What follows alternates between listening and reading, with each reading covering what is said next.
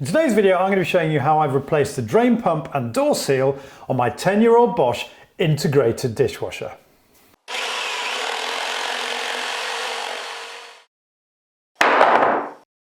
I knew something was up because the machine stopped mid-cycle and I was left with a dirty pool of water at the bottom of the machine. Now, this has happened in the past and it was simply a case of swabbing out the water with a sponge, clicking off the front cover of the pump, clearing away any food caught in the impeller, this little white propeller, and giving it a little helping hand to unseize it, as you heard here with this audible click when the pump last stopped exactly 2 years ago. Not so this time, unfortunately, so I knew something more serious was wrong with the pump. But before buying a new pump, you really want to check that the problem doesn't lie elsewhere. And I wanted to check that nothing had tripped the power to the pump, and I found a neat way of doing this by pulling up this mushroom-shaped device, which is the float valve that triggers the pump when the water level rises above a certain point in the bottom of the machine. The humming noise coming from the pump showed me that nothing had tripped it. The other thing you should check at this point is that there are no blockages in the wastewater pipe that the pump drains everything into. You'll typically find this under the sink next to the dishwasher, but with this clear, I decided it was time for a new pump, and so I called Bosch and ordered a pump and also a new door seal, all of which cost me £77. A quick tip, certainly with Bosch it was cheaper to get the part numbers from their customer service over the phone and then order online. You can also use other retailers like eBay or eSpares, but I like ordering direct from the manufacturer, and whilst on eSpares you would have saved £10 on the waste pump, the door seal is actually £10 more expensive. Okay, it's pretty straightforward to order the spare parts you need, but it's a bit more tricky working out how to open up the machine to replace them. Because some videos show panels below the doors that can be removed so that you don't have to take the machine out, whilst other videos suggest you've got to go in from underneath. Either way, I was going to have to remove the dishwasher door, and you'll almost certainly need a T20 Torx bit for your electric or manual screwdriver to do this job. So I started with this by removing the long screws. Typically all four are located at the top of the door, with the bottom catches that slide into the door casing anchoring the kitchen door panel in place on the dishwasher. But there's nothing to stop you unscrewing the others, just to see which ones your installer used to secure the kitchen panel to the front of the machine. You then have to remove any fascias that might prevent access to any front panel or otherwise prevent you sliding out the dishwasher. And with these removed, the bad news that my machine had no such removable front panel, and so I'd have to slide the machine out of its cabinet housing to investigate further. And in fact, I'd have to do this anyway to replace the front door seal later on.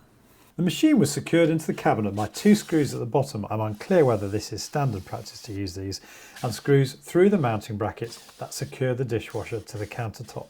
It was then time to unplug the dishwasher from the mains, switch off the water supply and disconnect the drain pipe. And finally, carefully slide out the machine from its housing.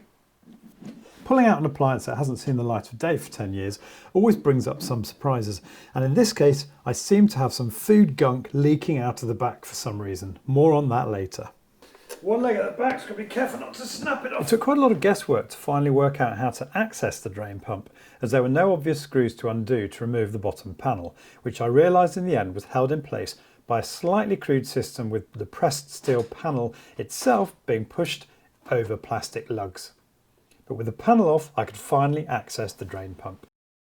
The pump is removed by rotating it anti-clockwise. In my case, the impeller had seized, probably due to the build-up of calcified dishwasher tablets, although I'm not sure why or how this residue got into the pump magnet.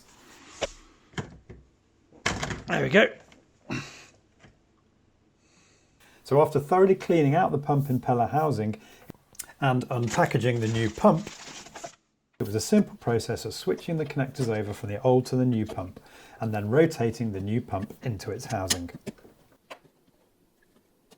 The one thing I forgot to do was to click back down the cover over the connectors, although I can't see this being a significant omission given it doesn't really provide any protection to the connections. And then it was back on with the bottom cover, not forgetting to reconnect the earth lead and this foam float micro switch, which presumably is a cut-off in the event of water leaking into the bottom of the machine.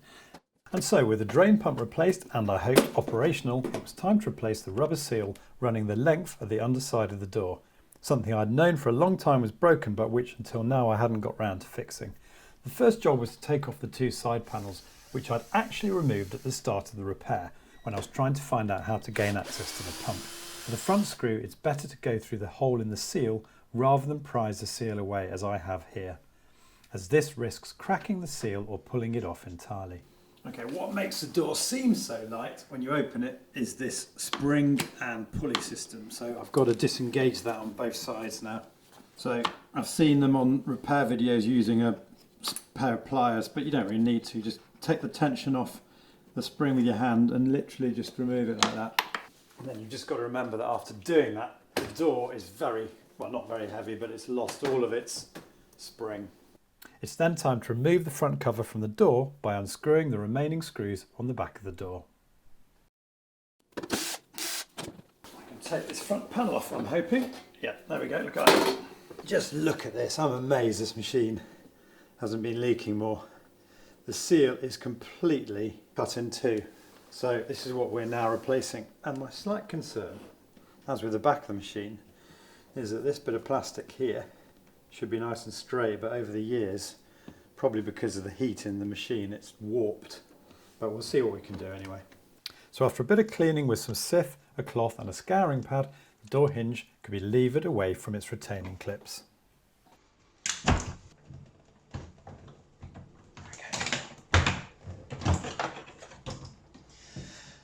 So the door's now disengaged, but the wires are still attached. So I've got to be a bit careful now.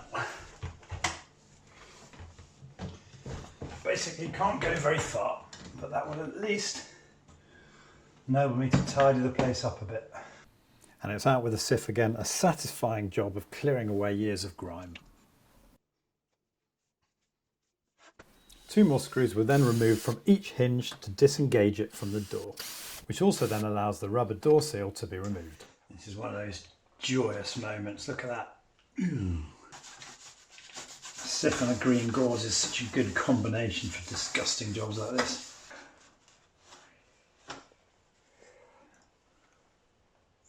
And the new door seal could then be fitted into position and finally anchored into place with the 2 hinges. And then it was back on with the dishwasher door and completing the installation of the rubber seal. I thought this seal would be a tricky job to get on, but actually it's very easy. See how that's bowing down there? I think it should be more like up there. I also think this seal's a bit of a crazy design because it encourages lots of stuff to get underneath it. But anyway, there we go. It's just my thoughts. It was then time to screw the front panel back onto the door. So I have to reattach my spring system. There we go. The empty salt reservoir was replenished. Not an easy task while trying to stay out of the camera, and for those who are wondering, no, I never got a funnel to prevent it spilling everywhere. And the machine was finally ready for a quick test cycle.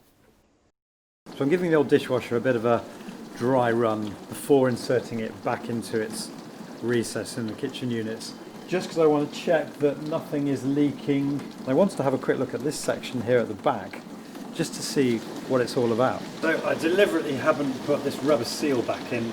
Quite frankly, I think it's failed because I think this plastic housing here should be much more sort of like that. But what you can see is that's pretty much the inside of the dishwasher there. It's really hot, this bit at the back. You can see why over time this plastic has warped back a bit. But I'm guessing it's designed like that to give an outlet for the steam, just so that the unit doesn't get too pressurised. I have to say that I'm not very happy about that because I don't like the idea of lots of steam disappearing behind the unit into a space where there isn't much ventilation. Cycle's over and it's all looking absolutely fine. Pump's functioning correctly and it's given the machine a nice clean as well. Right, so I think I'm going to put this back in, this rubber seal. The main problem I've got is I don't really know where it went. I suspect those nibs were designed to hold it down, those nibs there. And I couldn't resist making good the gap with some expanding foam tape left over from a previous job, a link to which is coming up on screen now. The idea being it would expand into the gap to keep the rubber seal in place, prevent any water getting out or dirt getting in while still allowing air to escape from the machine.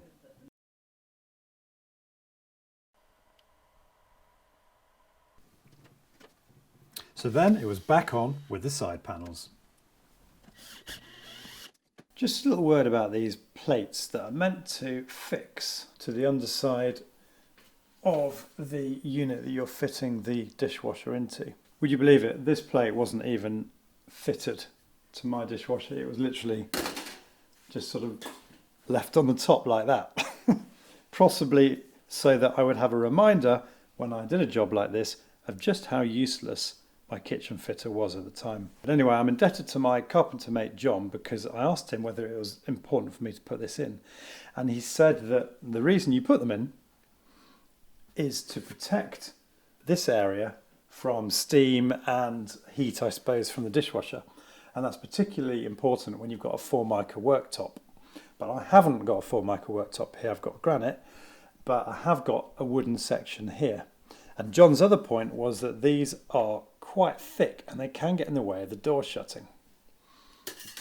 So what he suggested, which I think is absolutely genius, is to use this foil tape, which I've got left over from the internal wall insulation I was doing upstairs, and putting a strip of this along the top completely does the job. So a little bit of light sanding and sealing with my spray can of Zinsser BIN, the perfect paint for this sort of job. And just 40 minutes after painting, I could stick the foil tape into place. And then it was time to guide the dishwasher back into its housing, being careful to gently take up the slack in the mains water and waste pipes back in the cupboard as I went, to ensure there were no kinks in the pipes behind the machine. The central rear foot of the machine can be adjusted from this central screw at the front, and the two front feet were then adjusted to get the dishwasher level and fitting snugly in its cabinet. The screws were then reinserted into the mounting brackets and into the base of the machine at the front. Repainted the kitchen with this paint several months ago. Bought it from B&Q Valspar. It's not very good, but the advantage of it is you can at least continuously touch it up without any fears of it flashing. Finally, it was time to reattach the cabinet front to the dishwasher and the fascia panel below, after making some minor adjustments to the way it was seated by filling the old screw holes with wood glue and kebab skewers.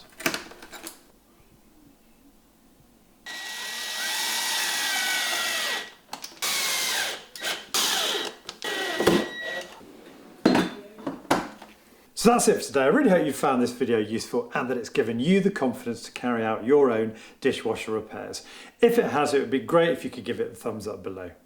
As usual, details of the tools I've used today and the resources will be linked in the description below this video. And if you're new to my channel, I would absolutely love to have you subscribe. You can do that by clicking on the link here. Don't forget to click the bell notification icon so you get notified of all my future uploads. And you'll also see a link to my Amazon page that links to all the tools in my toolkit. See you soon.